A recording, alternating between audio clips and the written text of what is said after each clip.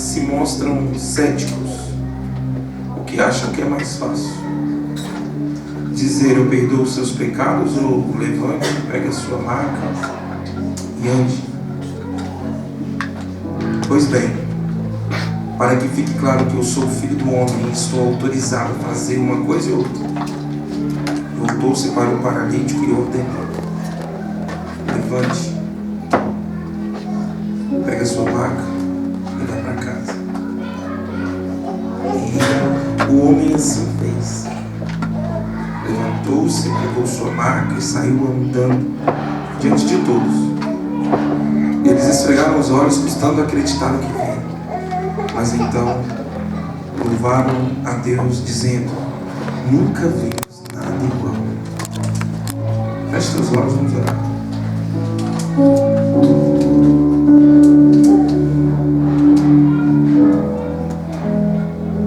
Obrigado, Jesus. Obrigado, Senhor, por esta noite. Obrigado por mais oportunidade de estarmos aqui reunidos, Senhor.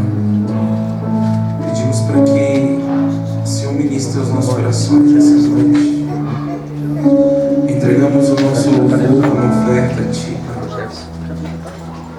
E estamos com os nossos corações e ouvidos preparados para sermos ministrados pelo Teu Espírito Santo agora. Repreendemos agora toda falsa profecia, todo conhecimento humano que não transforma ninguém. E clamamos para que o Espírito de sabedoria e de revelação da Tua Palavra seja derramado sobre cada coração, cada mente aqui agora. E que essas mesmas mentes sejam levadas cativas agora a Ti, completamente. Prisioneiras a Ti, aprisionadas a Ti. E que nenhuma outra voz venha concorrer com a Tua voz nessa noite. Aquietamos, calamos, acalmamos todas as vozes interiores, todas as vozes externas.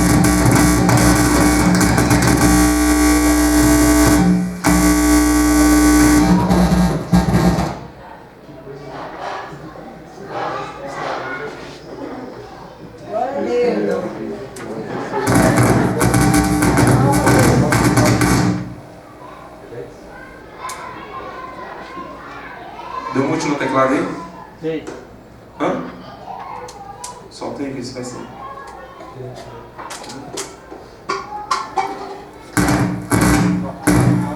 Eu acho que esse ruído que tá dando é esse cabo aqui, mano.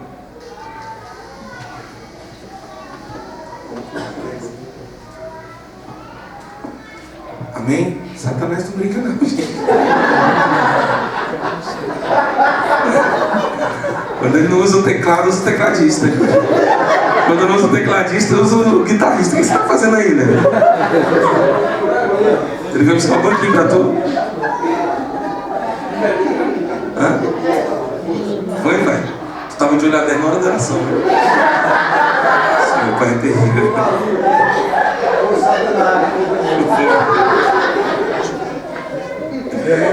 Oh, meu Deus. Em nome de Jesus, amém. Amém?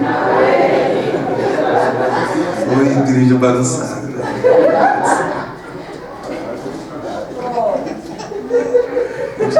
A gente tenta ser sério aqui, mas não sei. Vamos lá?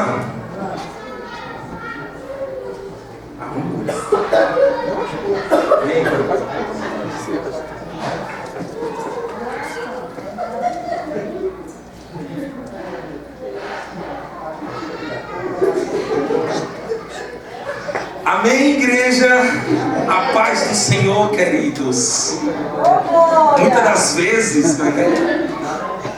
Na verdade, muitas das vezes. Glória a Deus, aleluia. Pentecostal aí. Pentecostal que não faz barulho, tá com defeito de vibração. Glória a Deus. Toca pelo menos 5 irmãos que estão do seu lado. Aperta a mão dele até ele dizer glória a Deus. Faz uma verona. O perigo de fazer menor numa igreja pentecostal, era. Mas desceu Miguel. Eita, mulher. Eu vi uma postagem essa semana que eu ri demais. Era o cara fazendo um Lá menor no violão aí. Muito cuidado ao fazer essa nota numa igreja pentecostal. Os coríntios pouco começam tudo com essa nota, gente. Muito cuidado. Amém? Marcos capítulo 2. Nós vemos uma passagem muito conhecida. Jesus e o paralítico. Quantos já ouviram essa palavra aí? Muitas vezes. Eu já preguei várias vezes sobre ela. Hoje pela manhã o Vinícius ministrou no Riacho Fundo. Surpresa, que eu sou desse. Você vai ministrar hoje. Ele tentou fugir, mas aí eu confrontei ele pregou. Enquanto ele ministrava, Deus me fez lembrar dessa passagem aqui. Foi bom, irmão? E Deus me fez lembrar dessa passagem de Jesus. Eu creio que Deus quer ministrar os nossos corações, amém? O que está acontecendo? A fama de Jesus já havia se espalhado. Então, souberam que ele tinha voltado para Cafarnaum depois de realizar muitos milagres. Então foram para ver ele pregar. Ele estava ensinando. A Bíblia diz que ele estava ensinando naquela casa. Ele estava pregando, estava falando sobre o reino de Deus. E uma grande multidão se juntou na casa e ao redor da casa, que não comportava. E se aproximaram 4 homens carregando um paralítico para entrar naquela casa, para Jesus orar por ele, né, e ver o que iria acontecer. Só que eles não conseguiam entrar. Então o que eles fizeram? Deram um jeito de subir no telhado com aquele paralítico. Na época eles ficavam numa espécie de maca ou de esteira. Aquelas macas quando o jogador de futebol se machuca, que entra em campo, mais ou menos uma daquela bem feita de couro ou então de madeira mesmo. E ele, carregado por 4 homens, subiram o telhado, né? Provavelmente amarraram ele na maca com corda e levantaram, puxaram ele com cordas para cima da casa. E acredito que escutaram mais ou menos aonde Jesus estava falando e fizeram um buraco bem em cima de onde Jesus estava falando. Então é mais ou menos o que aconteceu aqui. Não tem como a gente continuar falando quando outros ruídos começam a incomodar. Não dá. De vez em quando lá na igreja do Riacho Fundo o alarme dispara bem no meio da pregação também. Então não tem como. Você não vai ficar competindo com um barulho insuportável. Então é mais ou menos isso. Jesus está falando aqui, de repente ele começa a escutar um barulho no teto. E não somente um barulho, mas o teto começa a cair. Eles começam a abrir um buraco no teto. Então Jesus para de falar. E todo mundo começa a olhar para o que está acontecendo, né? Normal. Então, todo mundo olhou aqui e falou: o que está acontecendo aqui? É o inimigo. Tem que orar na raiz, Jefferson. Vai repreender o Leandro aí, ó.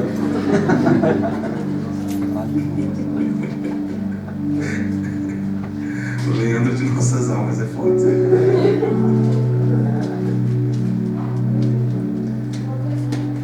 Então Jesus para de falar e começa a olhar, ver o que vai acontecer, e de repente começa a abrir um buraco grande e começa a descer uma maca com paralítico. Imagina uma cena dessa.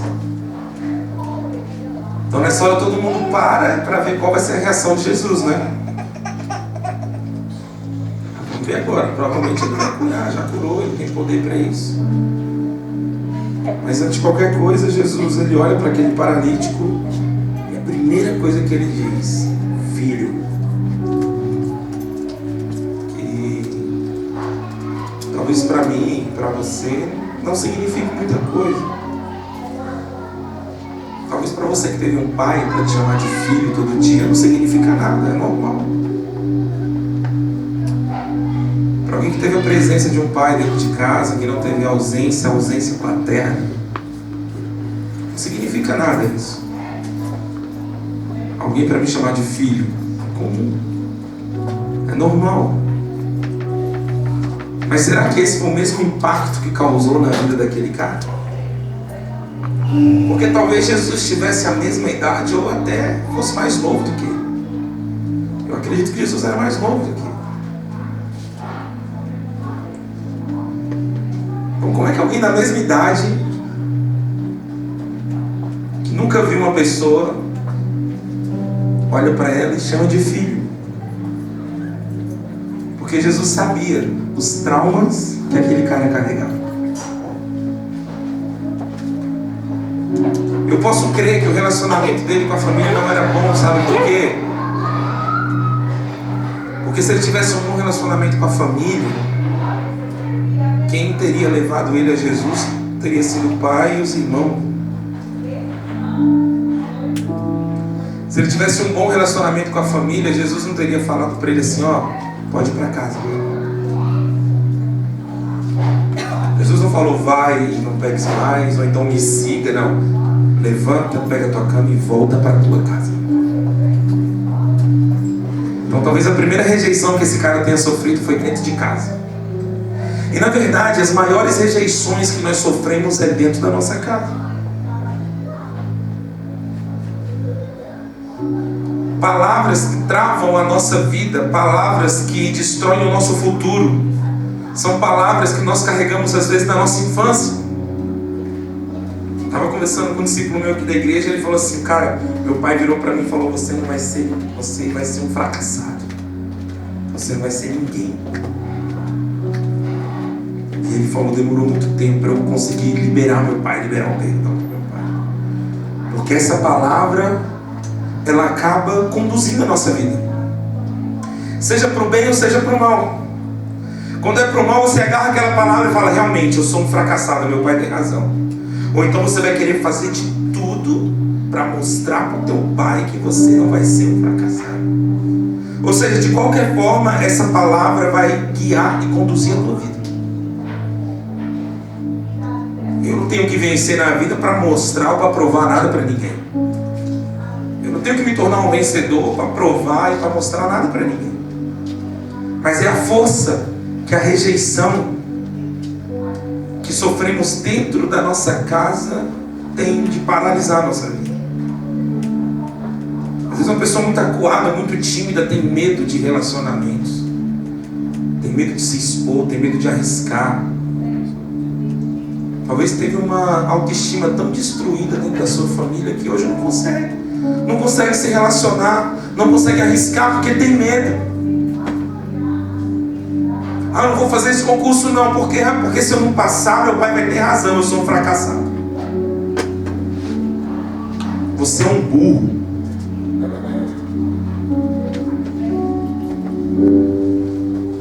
Então eu não vou nem tentar. Pelo medo de não conseguir, a gente nem tenta. E fracassado não é aquele que tenta e erra. Fracassado é aquele que, por medo de errar, nunca tentou. Então, os maiores traumas que nós levamos à nossa vida começam dentro da nossa casa, gente.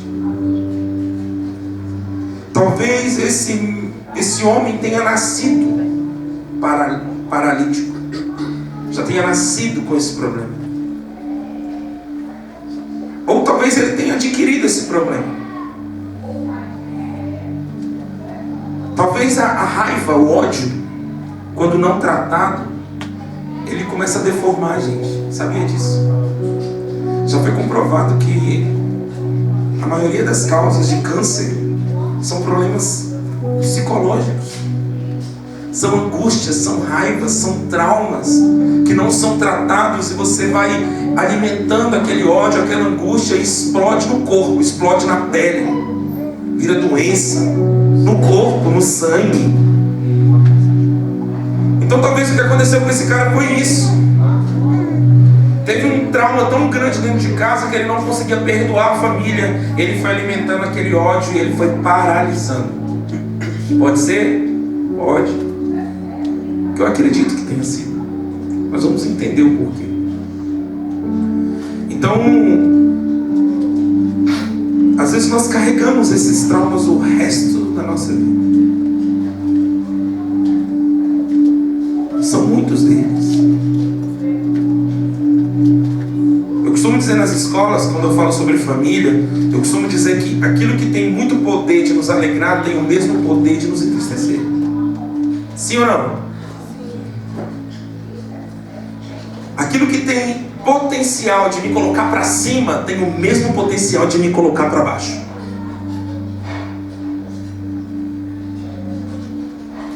Uma palavra de quem você ama dizendo: cara, você vai conseguir, você é bom nisso, mexe com você. Essa mesma pessoa dizendo: você não vai conseguir, você é um fracassado, destrói você. Então família é um lugar das nossas maiores alegrias e um lugar das nossas maiores tristezas também. Se você tentar puxar na tua memória os melhores momentos da sua vida, provavelmente serão momentos com a tua família. Sim ou não? Agora, se eu perguntar para você também, quais foram os momentos mais tristes? Tenta lembrar aí. Provavelmente vai estar envolvido alguém da tua família também. Sim ou não? Então, para qualquer pessoa normal, dentro de uma família, diz aí, o termo socialmente correto, família funcional, família funcional, que é pai, mãe, filhos, que não é mais maioria no Brasil, não é. Talvez essa expressão não significa nada agora para alguém que já está longe de casa há muito tempo, para alguém que não tem mais relacionamento com o pai, ou que talvez nunca tenha tido a oportunidade de ver alguém olhando nos olhos e chamando com amor e com verdade: filho. A primeira coisa que Jesus faz é restaurar a paternidade do cara e dizer: você não está sozinho, você tem um pai. Você tem um pai. Você não é um órfão no universo. Você tem um pai que é por você. E eu posso ter a mesma idade que você. Você pode até me conhecer daí. Mas quando Jesus olha nos nossos olhos e nos chama de filho, a gente sabe que é Ele falando. A gente sabe que estamos ouvindo aquilo de um pai. Assim como Deus levanta muitos pais espirituais para cuidar da gente também. Para algumas pessoas aqui eu sou um amigo, para algumas pessoas aqui eu sou um pastor, para outras eu posso ser um líder. Mas para algumas pessoas aqui eu sou um pai. E a gente consegue identificar. E nós sabemos identificar claramente quem são os filhos e quem não são os filhos.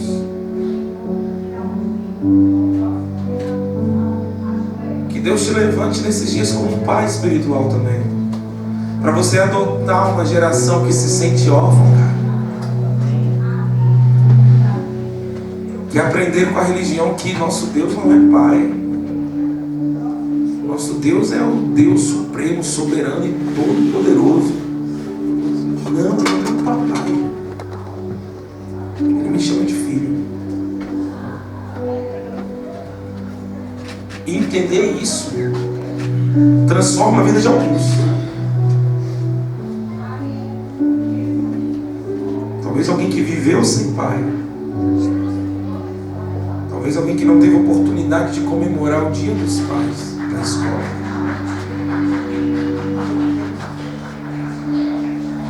Talvez alguém que tenha perdido o pai e não teve oportunidade de ser o filho que gostaria de ter sido. E tudo que queria uma nova chance, uma segunda chance. Então Jesus olha para ele e chama de filho.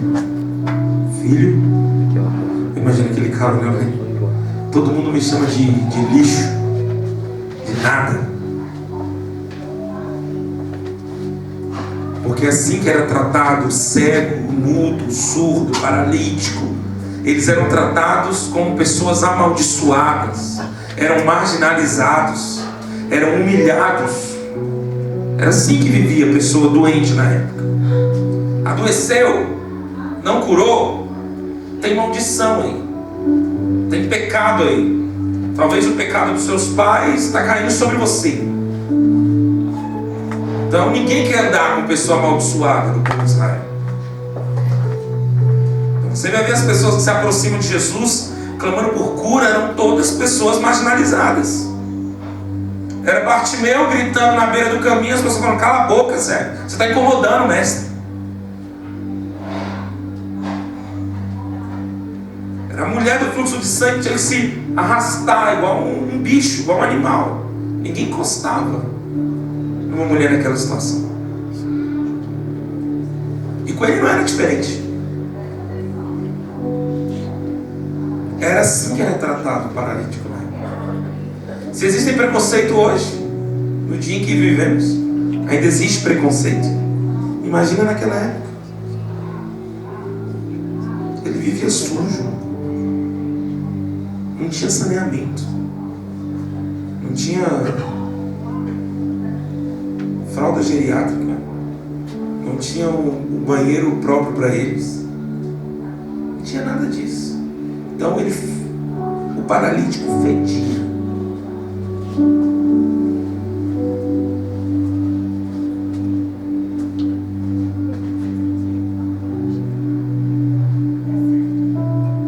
Mas até esse tipo de gente consegue fazer amizade. Eu desconfio muito de pessoas que não têm amigos. Eu não tenho amigo, eu já olho assim, estranho, esquisito isso.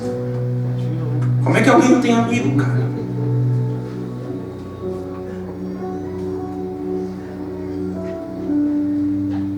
Não, meus amigos, meu pai e minha mãe, amém. Meu pai e minha mãe são meus amigos também, mas calma aí. Pessoa que não tem amigos, será que todo mundo no universo é ruim demais para ser amigo dele? Até um paralítico nessa situação conseguiu 4 amigos para levá-lo até Jesus.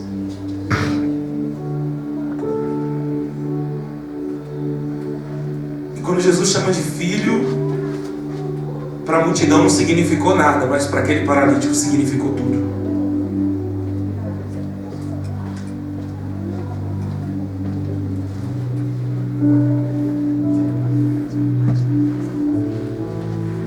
E como nós vemos na Bíblia algumas pessoas falando, ninguém fala como ele, ninguém fala como Jesus, ninguém olha como ele. Então quando Jesus chama de filho é diferente. Algo novo da gente assim.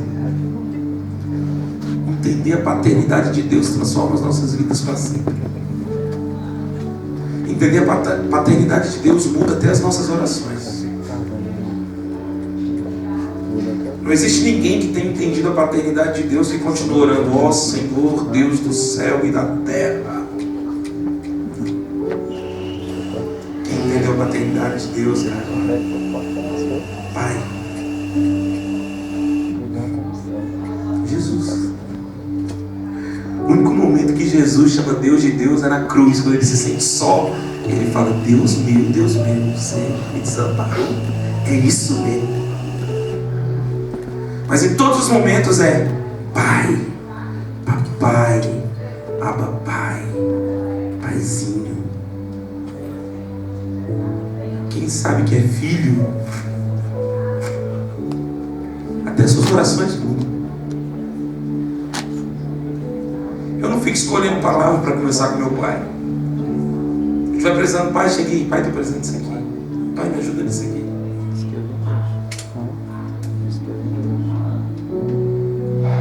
Então, para aquela multidão, não significou nada. Talvez eles nem ouviram. Ah, chamou de filho, foi? Nem percebi.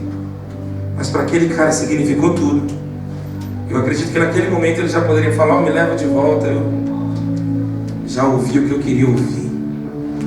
Já recebi o que eu vim para receber.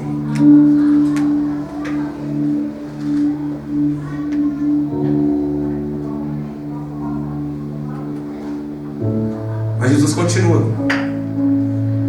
E ele diz: os teus pecados estão perdoados. E novamente, para a multidão pode significar algumas coisas. Para o fariseu, por exemplo, significa uma blasfêmia.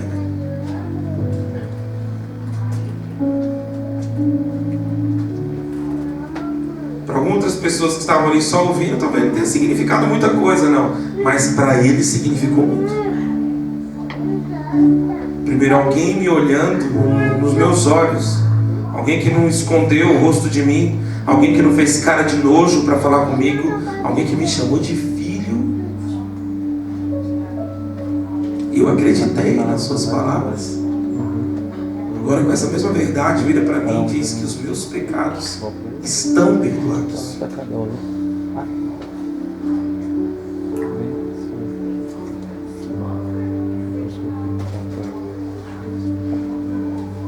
Porque às vezes nós temos até facilidade para perdoar as pessoas, mas não temos a mesma facilidade de nos perdoar.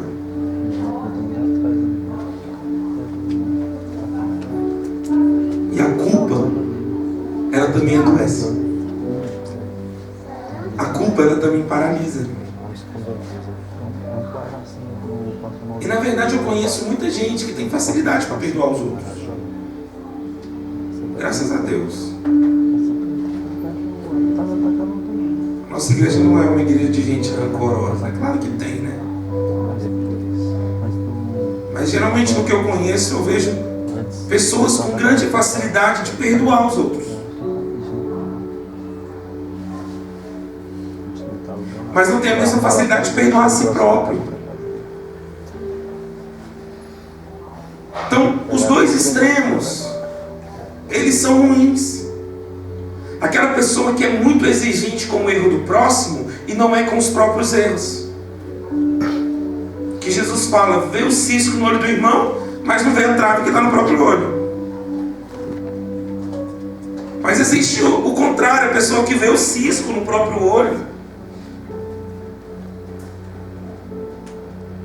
Ou seja, tem tanta facilidade de reconhecer e perdoar a pessoa que o ofendeu, mas quando ela erra, não se perdoa tão facilmente. Quando ela peca, ela vai virar o próprio acusador da sua história. Então já se passou anos, mas você continua falando: pô, véio, por que eu fiz aquilo? Já se passou tanto tempo e você continua se culpando: poxa, por que eu fiz isso? Por que eu traí? Por que eu menti? Por que eu peguei? Por que eu enganei? Por que... Então talvez o grande problema desse paralítico era a culpa. A culpa que ele carregava dentro dele. Então Jesus olha para ele e fala: filho, os teus pecados estão perdoados.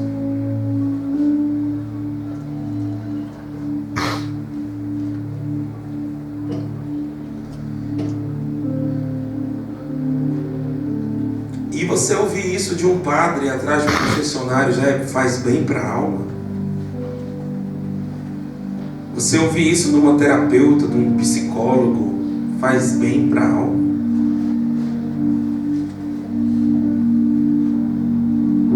Agora imagina você ouvir isso de Jesus, que é realmente o único que tem poder de perdoar pecado. Porque os fariseus, eles não erraram, eles estavam certos. Quem ele pensa que é para perdoar pecado? Os fariseus estão certinhos. Só Deus pode perdoar pecado. O que eles não sabiam é que eles estavam falando do próprio Deus.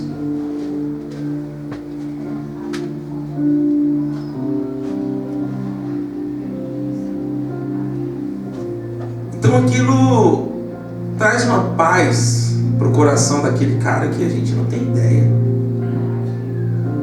Você já passou por isso? De ter pisado na bola com alguém E até você não ouvir daquela pessoa, eu te perdoo, você não dorme direito. Não, eu tenho que pedir perdão, não, eu tenho que ir. E às vezes a pessoa, tá bom, eu te perdoo, não, mas é sério mesmo? Não, certeza, então me dá um abraço aqui. Então me dá um beijo aqui. É como se ele tivesse com a alma atribulada nesse nível de culpa, que adoece, atrofia os membros, os músculos, os tendões. Jesus olha pra gente de dentro para fora, sempre. Se ele é o Emmanuel, o Deus que mora dentro, então quando ele olha pra gente, ele olha de dentro para fora.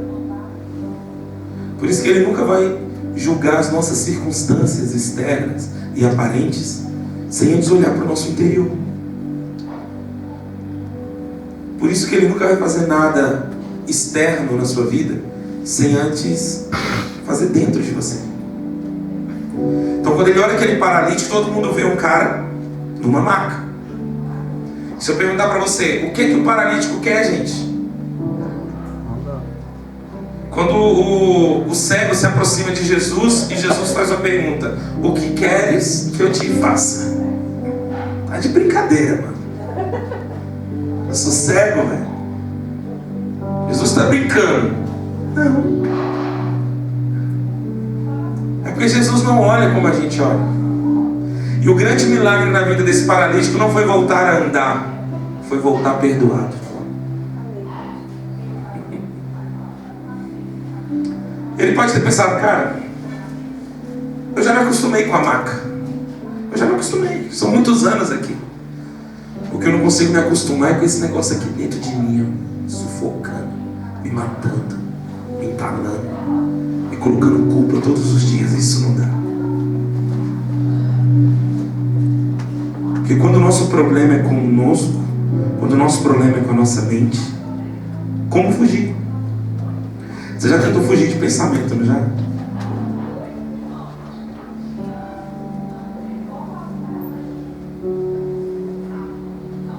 Então aquela pergunta para o cego não foi uma pergunta idiota de Jesus. O que você quer, ceguinho?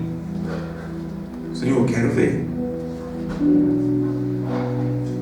Então esse paralítico descendo lá, se você perguntasse para todo mundo naquela casa, o que eles iam falar? O que o paralítico quer, gente? Andar. O que o surdo quer? O que o mudo quer? O que o Vasco quer? Deixar de ser vice. Quem é vascaíno aqui? Gente, olha a cara de tristeza de um vascaíno.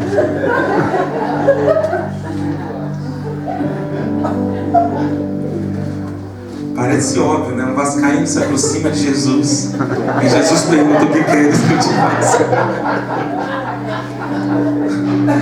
Mas não é óbvio.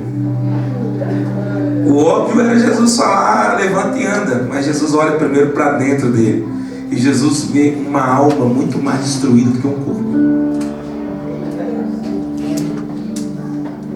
Só ele vê isso. Aí ele pode fazer o seguinte, ó. O cara chega, aí o cara desce, ele falou: levanta daí, rapaz, pode ir embora. O cara vai embora.